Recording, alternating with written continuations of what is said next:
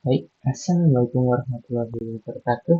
Hari ini saya akan menyampaikan sedikit materi tentang komunikasi data. Nah, sebelumnya izinkan saya memperkenalkan diri. Nama saya Genta Gentani Putra dan saya di sini akan dibantu oleh rekan saya yaitu Maisan Latif. Oke, tanpa berlama-lama kita mulai saja materinya. Jadi, komunikasi data adalah proses pengiriman dan penerimaan data antara dua atau lebih perangkat melalui media transmisi seperti kabel, gelombang radio, atau serat optik. Nah, untuk fungsinya, komunikasi data ini berfungsi untuk mentransfer informasi dalam bentuk data digital dari sumber ke tujuan secara akurat dan efisien. Contohnya seperti ponsel, jaringan komputer, ATM, e-commerce, m-banking, dan masih banyak lagi. Nah, lanjut.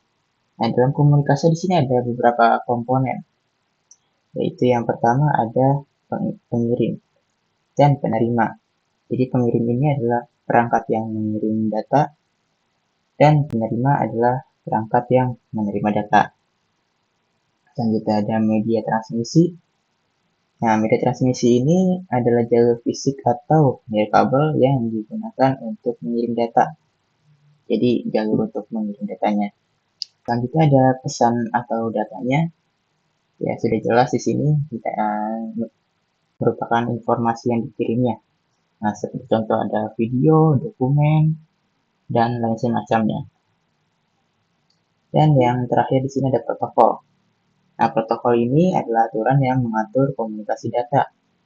Nah, protokol ini juga menentukan format data, metode transmisi, deteksi dan koreksi kesalahan, serta aspek-aspek lain yang dibutuhkan untuk komunikasi. Oke, tadi setelah komponen, lalu kita lanjut ke konfigurasi komunikasi datanya. Ini ada tiga konfigurasi, yaitu yang pertama ada simplex. Jadi simplex ini datanya hanya mengalir satu arah. Jadi kita hanya menerima informasinya saja, seperti contohnya TV. Kalau TV kita dapat menonton yang ditampilkan di TV, tapi kita tidak dapat mengirim apapun ke TV tersebut. Lalu ada half duplex. Nah, untuk half duplex ini datanya mengalir dua arah, jadi kita bisa mengirim ataupun menerima data, tapi secara bergantian. Jadi satu arah satu waktu. Nah, di sini contohnya seperti walkie-talkie. Nah, seperti yang diketahui ya, walkie-talkie itu biasanya kita jika ada yang berbicara, perangkat lainnya tidak bisa berbicara juga. Seperti itu. Nah, selanjutnya yang terakhir ada full duplex. Nah, ini bedanya ini sama kayak tadi, dia mengalir dua arah, tapi dia dapat mengalir secara bersamaan. Nah, kayak contoh telepon. Nah, seperti yang kita tahu, telepon ini kita bisa komunikasi secara langsung di dua arah. Oke, lanjut kita. Nah, selanjutnya ada topologi jaringan. Jadi di sini ada 5 ya, dari jaringan. Nah, yang pertama ada bus. Nah, untuk bus ini semua perangkatnya terhubung ke satu kabel utama. Jadi ada satu kabel utama lalu perangkat-perangkatnya terhubung. Untuk yang selanjutnya ada star. Nah, star ini jadi ada satu hub atau switch di tengah, lalu semua perangkatnya akan terhubung ke switch atau hub tersebut. Nah, lalu ada ring. Jadi ring ini bentuk seperti lingkaran atau cincin ya. Jadi masing-masing perangkat itu terhubung ke perangkat yang lain. Selanjutnya ada mesh. Nah, yang mesh ini lebih rumit lagi. Jadi dia setiap perangkatnya terhubung langsung ke perangkat lain. Lalu yang terakhir ada tree dan hybridnya hampir sama. Ini yaitu gabungan dari dua atau lebih topologi dasar. Jadi topologi tadi digabung. Seperti itu. Oke, selanjutnya kita ke jenis-jenis jaringan komputer. Nah, di sini ada 3 jenis yang akan disampaikan. Yaitu yang pertama kita mulai dari LAN atau Local Area Network. Nah, di sini yang paling kecil areanya dibanding yang lain.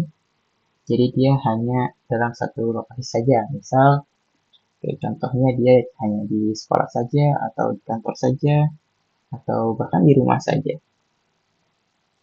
Cakupannya kecil. Nah, untuk yang selanjutnya ada MAN atau Metropolitan Area Network. Untuk yang MAN ini, dia lebih besar dari LAN. Itu bisa dalam satu kota atau area besar. Tapi masih lebih kecil dari WAN.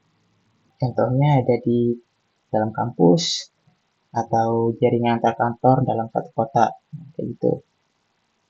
Dan yang terakhir ada WAN, Wide Area Network. Nah, ini yang jangkauannya paling luas dibanding yang dua tadi. Biasanya menghubungkan jaringan komputer antar kota atau negara atau bukan negara ya. Contohnya dia internet atau perusahaan internasional tuh. Contohnya luas, bahkan bisa mencakup berbagai negara dan benua. Untuk selanjutnya yaitu arsitektur protokol dan LOC, TCP/IP, dan selanjutnya akan disampaikan oleh rekan saya yaitu Mas Latif. Baiklah, terima kasih kepada Benta. Izinkan memperkenalkan diri lagi, nama saya Maisan Latif. Dan di sini saya akan menjelaskan apa itu tentang arsitektur protokol. Nah, protokol jaringan itu adalah aturan atau standar yang mengatur cara perangkat dalam jaringan berkomunikasi. Protokol ini berperan penting agar komunikasi data berjalan dengan benar, teratur, dan aman. Ada juga 4 fungsi utama dalam protokol itu. Yang pertama itu ada mengatur pengiriman dan penerimaan data. Nah, protokol ini mengatur bagaimana data dikirim dari satu perangkat ke perangkat lain, serta bagaimana data diterima agar sesuai dengan yang dikirim. Lalu yang kedua itu ada menentukan format data.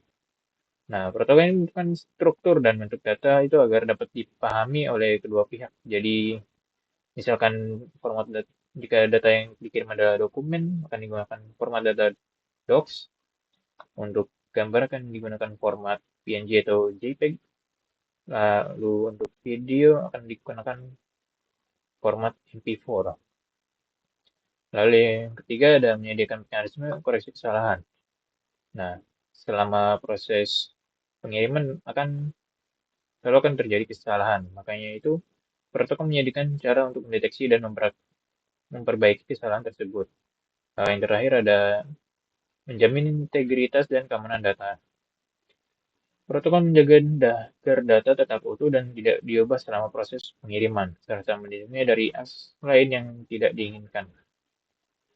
Nah, protokol ini disusun dalam beberapa bentuk lapisan agar proses komunikasi data menjadi modular, efisiensi, dan mudah dikelola. Setiap lapisan itu bertanggung jawab atas fungsi tertentu dan bekerja sama secara berurutan. Ada beberapa macam model arsitektur protokol, tapi yang akan dibahas kali ini adalah dua arsitektur umum gitu, yaitu model OSI dan TCP/IP. Yang pertama itu ada model OSI atau panjangannya itu yaitu Open System Interconnection. Model OSI itu adalah model konsepsional yang terdiri dari 7 lapisan, masing-masing memiliki peran tertentu dalam proses komunikasi data dari pengirim dan penerima. Nah, 7 lapisannya itu ada yang pertama fisikal, yaitu mengatur media fisik transmisi seperti kabel, konektor, sinyal listrik, dan gelombang radio. Lalu yang kedua itu ada data link, yang bertanggung jawab atas deteksi dan koreksi kesalahan pada tingkat frame, serta menggunakan alat fisik atau MAC untuk identifikasi perangkat. Yang ketiga itu ada network, yaitu untuk mengelola pengelamatan IP dan proses routing agar data dapat dikirim ke tujuan di jaringan yang berbeda. Lalu yang keempat itu ada transport, yaitu mengatur pengiriman data end-to-end, menjamin kenandalan, keutuhan, dan urutan data menggunakan TCP atau UDP. Yang lima ada session, yaitu mengelola sesi komunikasi antar dua perangkat termasuk pembentukan, pengelolaan, dan penghentian koneksi. Yang keenam itu ada presentation, menentukan format data agar dapat dipahami oleh aplikasi, serta menyediakan enkripsi dan kompresi data. Lalu yang terakhir itu ada application, yang dimana menyediakan layanan jaringan langsung ke pengguna seperti akses web dan aplikasi lain yang menggunakan internet. Lalu yang kedua itu adalah model TCP ya, IP. Nah, model ini adalah arsitektur protokol yang digunakan dalam praktis nyata, khususnya di jaringan internet. Model ini cuma terdiri dari 4 lapisan, yang itu pertama itu ada network access link, di mana mengatur pengiriman data melalui media fisik termasuk termasuk pengamatan perangkat. Nah, ya. Nah, network access link ini setara dengan physical dan data link pada OSI. Yang kedua itu adalah internet yang bertanggung jawab dan atas pengalamatan IP dan proses routing agar dapat sampai ke alamat tujuan. Yang ketiga itu ada mengatur komunikasi antara host, menjamin keandalan data, dan menyediakan koreksi kesalahan menggunakan TCP dan UDP. Lalu yang keempat itu ada menyediakan layanan jaringan langsung ke aplikasi pengguna seperti HTTP, FTP, DNS, dan protokol lainnya. Lalu di sini juga ada perbedaannya. Nah, yang lebih jelas, lebih umumnya itu ya ada jelas perbedaan dalam lapisannya. Lapisan OSI itu ada 7 lapis, sedangkan TCP aja ada 4 saja. Uh, Model OSI ini lebih konseptual dan struktur, dan biasanya itu digunakan untuk memahami teori komunikasi data secara lengkap.